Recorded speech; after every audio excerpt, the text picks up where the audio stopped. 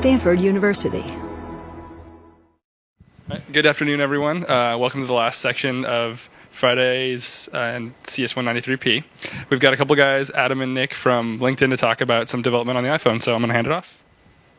Great, thanks, Paul. So hi, everyone. My name is Adam Nash. I'm the lead for platform and search products at LinkedIn. I'm here with Nick, who's our lead engineer on the iPhone.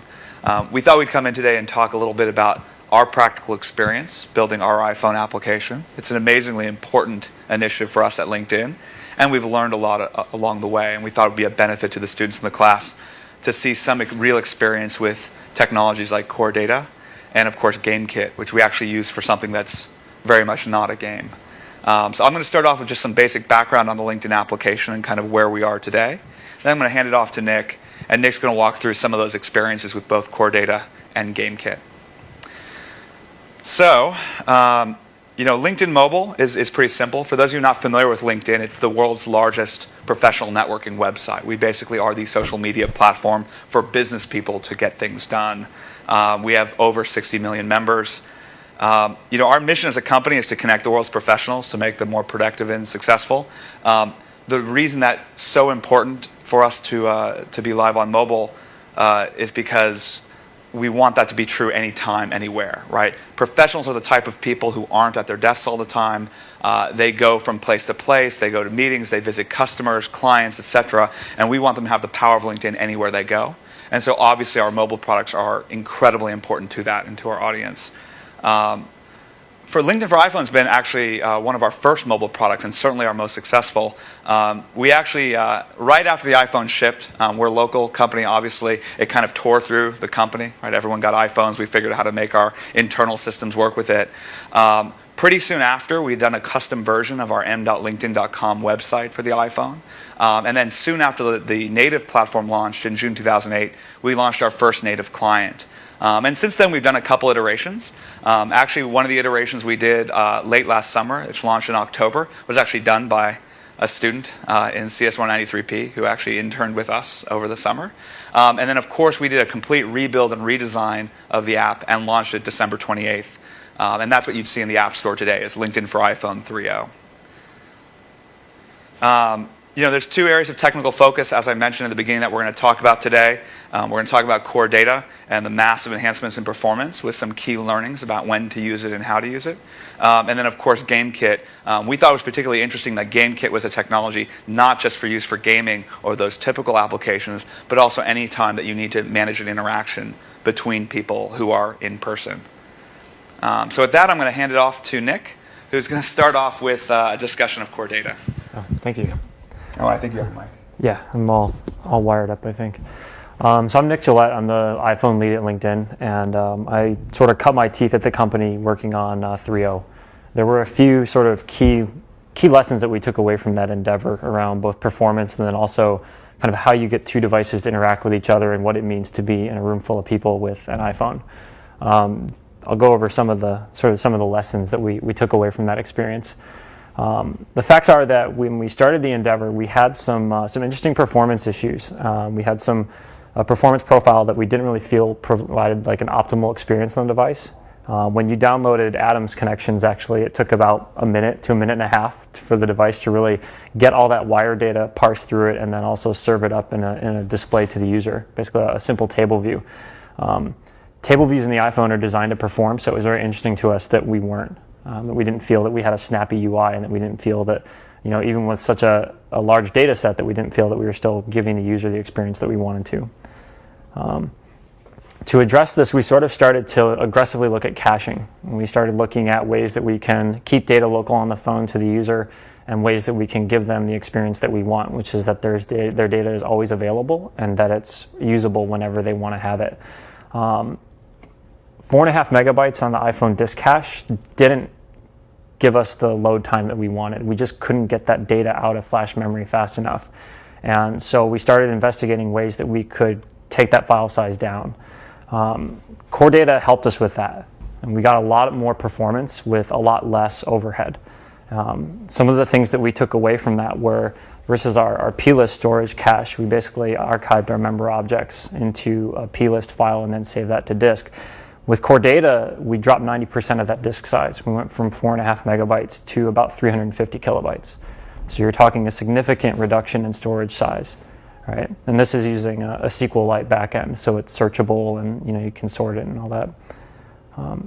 We also noticed that at serialization time, when this data comes across the wire and when we were actually working with it, when we have NS dictionaries from JSON that we were putting into our core data objects, we required a lot less overhead. We created fewer objects, we required fewer strings and fewer dictionaries, and we went down by about 60% of the number of objects that we would have open in memory at any one time. Now, this is a side effect of not only our serialization paradigm, which I'll talk through a little bit in a minute, but also kind of how core data actually deals with object serialization and saving and storing into its data store. What we did was we actually tried to sort of walk away from the complexities of serialization in our app. A lot of applications will have a pretty tightly coupled serialization paradigm whereby they actually take a dictionary that's been serialized from JSON and then grab raw objects out of that. It's not type safe. Dictionaries will return you an object, and depending on your JSON serializer, you could be getting an object of any type, a string, a number, a date, depending on how well your serializer actually works. And it also doesn't ensure that a value is always validly initialized. And by that I mean that if the key that you're looking for isn't found in the dictionary, it might get set to null. But if you have some if conditions checking for that key, then your variable won't be initialized, as you see kind of at the third line there. Our code was actually riddled with stuff like this, and we used a very tightly coupled serialization model, which means that, as you can see, the keys that are in the serialized dictionary are actually hard-coded into the application. So if we have two different server calls, one that returns a member object with the first name key as like member _ first name, we would have to write different serialization code for a call that returned it with just first name. And this leads to a lot of code bloat. You really don't have you have multiple code baths that kind of do the same thing, and some that could be eliminated for the sake of performance. Our sort of code bloat actually led us to a huge problem when it came to validating our application and testing it. What we had a member object class, one of the files that you see listed here, which had about 400 lines of serialization code in it. That's a big set of code to actually validate and test. And it presents a huge challenge when you're looking at iteration and trying to build on top of that. With core data, we actually moved all of our code outside of the data, sort of the in-memory object representation, and into kind of pure classes or categories, so that there was no serialization code directly tied to the object model anymore. We also reduced our serialization code by a factor of 3. So we went from about 1,500 lines of serialization code to about 500, give or take. And the way we did that is by actually taking the serialization responsibility away from the data model. And so with that big of a reduction in code and the code footprint, you end up with a much more testable application because you have repeated code paths that are used to serialize every single object. The challenge is actually in figuring out a way to model these objects so that you can implement a paradigm like this. And core data actually solved that problem for us. Your first step with data serialization is that you generally start looking at the objects that are coming back from the server. And one good way that you can work with them is to build a category on top of your object model to actually handle the serialization for you. So you have some category that is basically built on top of your NS managed object class implementation. And that category knows how to take a dictionary and turn it into something that you can use. And it also knows how to take an object and turn it into something you can send back across the wire. This is a good start because it puts all of this code in one place, and it's also not tied directly to the files that core data generates. So when you regenerate your class files, you don't have to worry about destroying any of this code. The problem is that it doesn't solve the coupling. For that, you need to look at a little bit more complicated paradigm, something that's called aspect-oriented programming, which is where you have an object model and you tie individual concerns to that object model via either config or in-application hooks. What we actually do is we have a general class which is responsible for filling all of our model objects. So that includes things like our member objects, our network updates, our emails and messages. and any other object that you might have in the application. It uses a variety of config to know how to serialize these objects. But the basics of it are that you parse through the entity description in core data, see what keys are in that entity description, and then read some config to discover how they map to the keys in the response dictionary if it's not one-to-one. You then have to deal with type coercion, and most JSON serializers will attempt to do some of this for you. However, whether or not they do it correctly is open for debate. One of the interesting cases that we have on LinkedIn is that some of our members put their phone number as their first or last name. It parses directly to an integer in most cases, sometimes a double or a long. But that presented an interesting challenge when we were serializing the first name into a string. And that's not a string. The JSON parser will parse it out as an integer. And in your code path, when you try to ask that member variable for its length, it will throw an exception because NNS number doesn't know anything about length. So you have to do some amount of coercion to make sure that the data type that your entity expects is actually the data type that it gets across the wire. And for that, we use NS value transformers. These are hooked in via config, and they basically say for a given key path in the serialized dictionary, I'm expecting a type to come back of like an integer or a string or a date. And then we'll instantiate the correct transformer and ask it to transform this value for us to make sure that it comes out to whatever we expect. So even if the JSON serializer parses it as a number, we can turn it back into a string at that time, or vice versa. This is our member object as it lives in core data. It has a lot of properties and relationships that are hooked up to it. It's one of the sort of core central objects in our graph. And this is kind of the configuration that we use to drive it. The interesting thing here is that we have a couple of different things going on. At the top, there are hooks that we use to identify the primary key value and where that lives in the response dictionary so that we can uniquely locate an object in our core data store. That will allow us to do deduping at response time. So for network updates, we'll get a member object back with those as the user that generated that update. If that user is already in our store, we don't want to overwrite their possibly complete member object with the limited set that comes back in the network update. We also have a set of aliases that map the response dictionary keys to the keys in the core data store.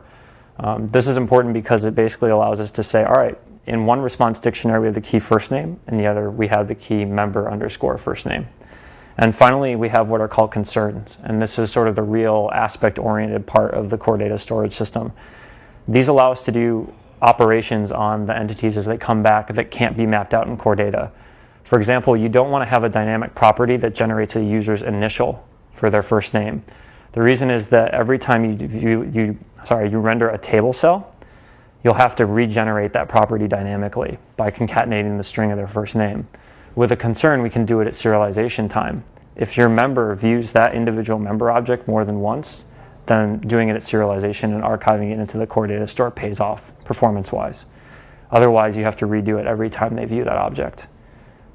Connections are kind of a central part of our application, so we expect that the average member will view their connections probably on the order of hundreds of times before we actually wipe out the caching store.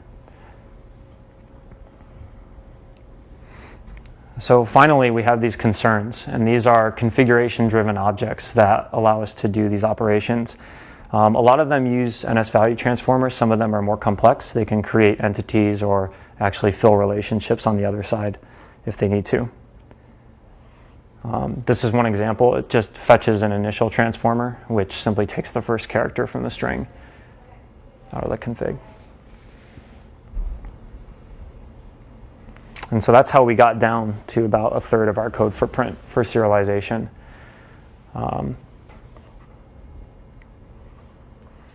Some common core data sort of programming mistakes that a lot of people make when they first start working with it are the standard template for a core data application will actually give you an NS managed object context that lives in your app delegate. The app delegate is one of the most accessed pieces in any iPhone application, so the odds that it's going to be thread safe are very low. You should never share a persistent store coordinator or even worse, a managed object context or any of its objects between a thread or two separate threads. And so this tends to be kind of one of the first points that applications start to fall apart. A lot of applications think that having a shared persistent store coordinator that talks to their storage system gives them concurrency. The problem is that it actually doesn't. If you share a persistent store coordinator between multiple threads, then your application isn't concurrent. The store will be operated on and blocked on due to optimistic locking for multiple threads at the same time, while other threads are trying or waiting for operations to happen. So if you want true concurrency and you want true write-through performance, then you need to have multiple persistent store coordinators. There isn't much overhead to having multiple, so a lot of times it's better to go with more than less.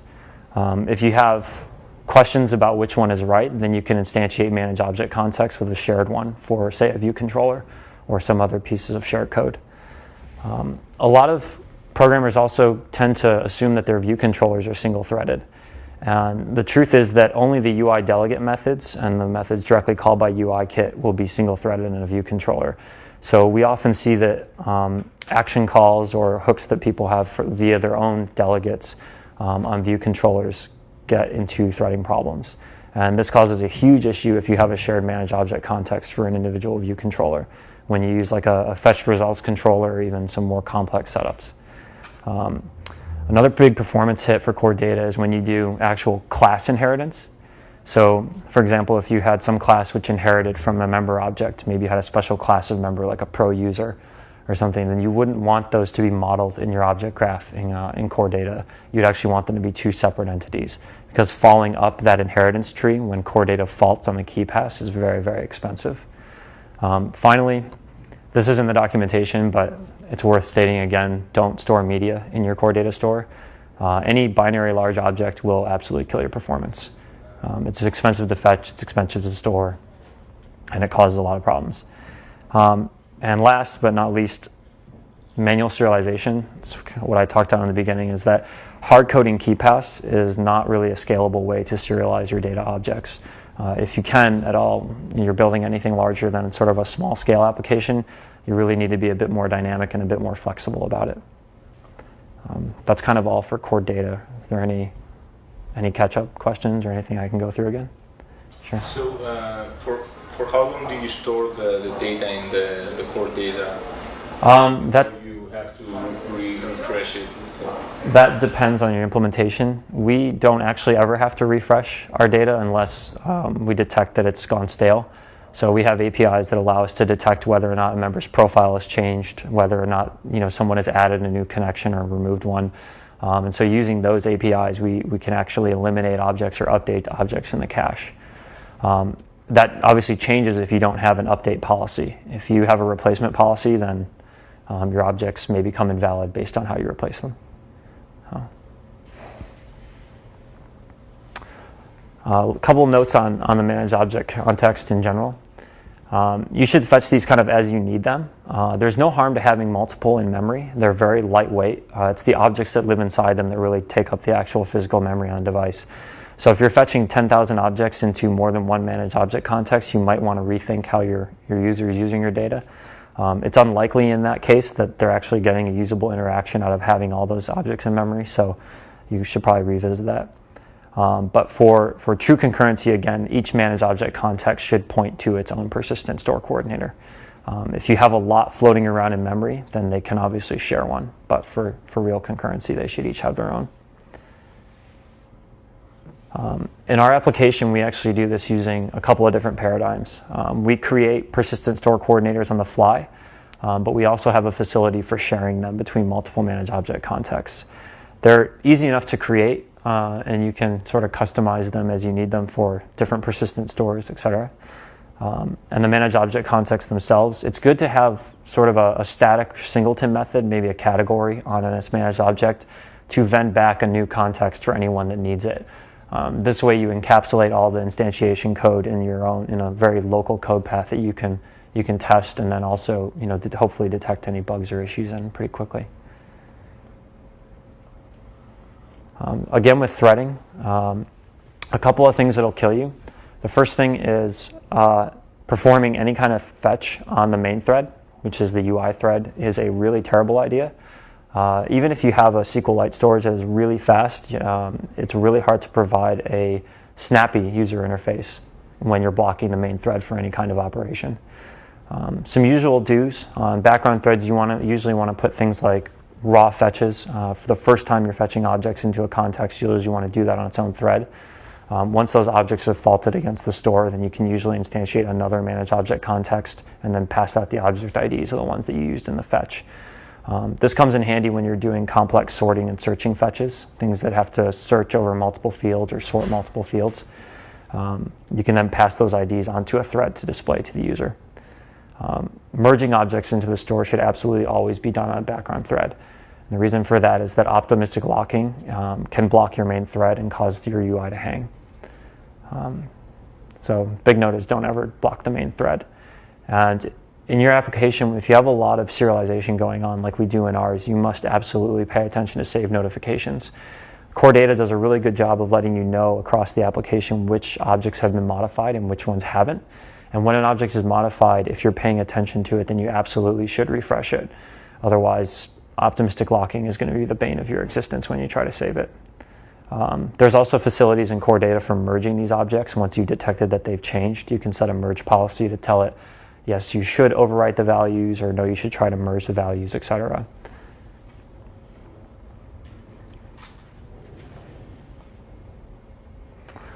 Again, don't ever perform a selector on the main thread.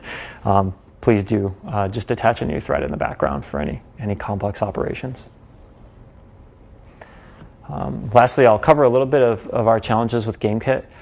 Our interaction with GameKit is not too involved, but it needs to be really high rate because of how we want users to use it.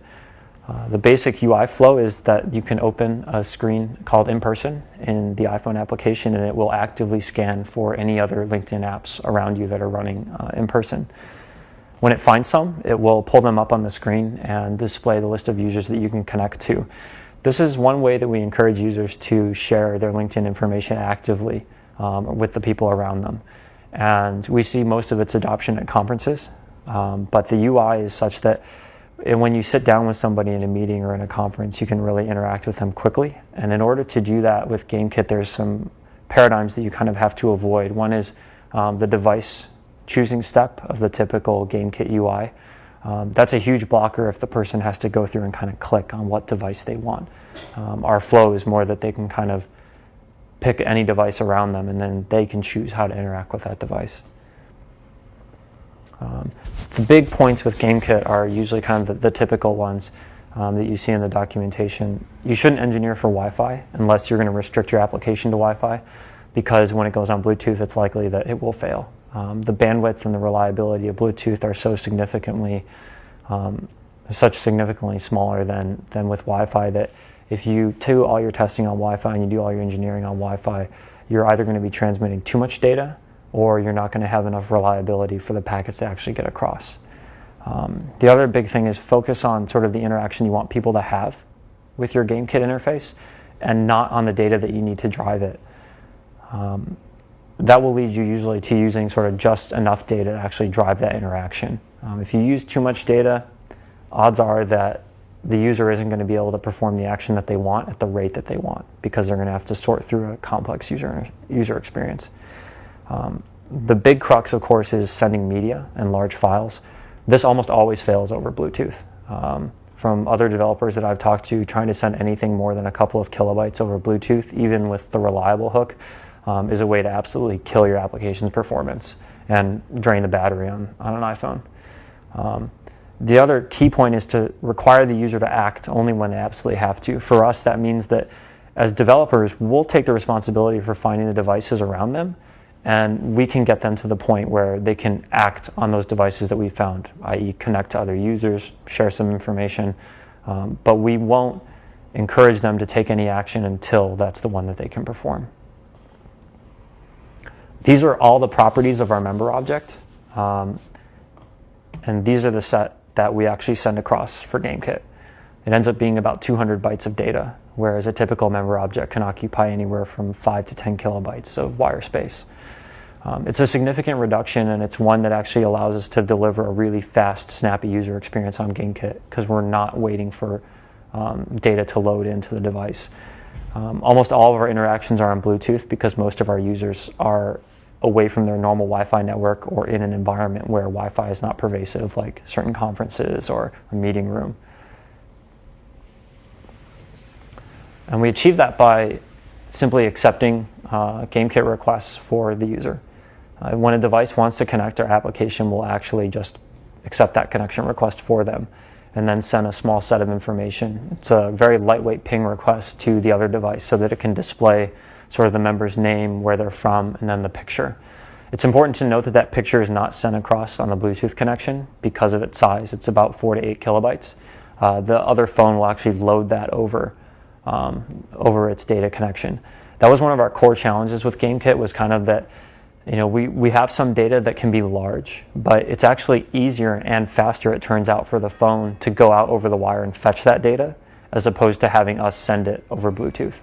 With Wi-Fi, it's a little bit of a trade-off because you have so much more bandwidth and it's a much more reliable network to deal with. But with Bluetooth, you definitely want to be able to get the large sets of data from another source. And lastly, a couple of things to really focus on when you're doing your iPhone development. The most important is obviously the visual representation of whatever complex data you have. That's kind of what the iPhone is all about. Unit testing is a huge plus. If you have time for it, write them up front. If you don't, go back and write them, because they will save you a ton of time debugging your code. And if you find a bug, the best way to prove that that bug isn't going to come up in the future is to write a unit test for it. Finally, thread safety. I don't think we've been bitten by more bugs this year than with thread safety. And it's not so much that you can't engineer your application to work in a single-threaded environment, but with threading, timing is always an issue. And the more you focus on keeping your threading in an isolated environment and making sure that the objects that you're dealing with are thread safe, the more time you'll save on debugging those interactions and those problems. For more, please visit us at stanford.edu.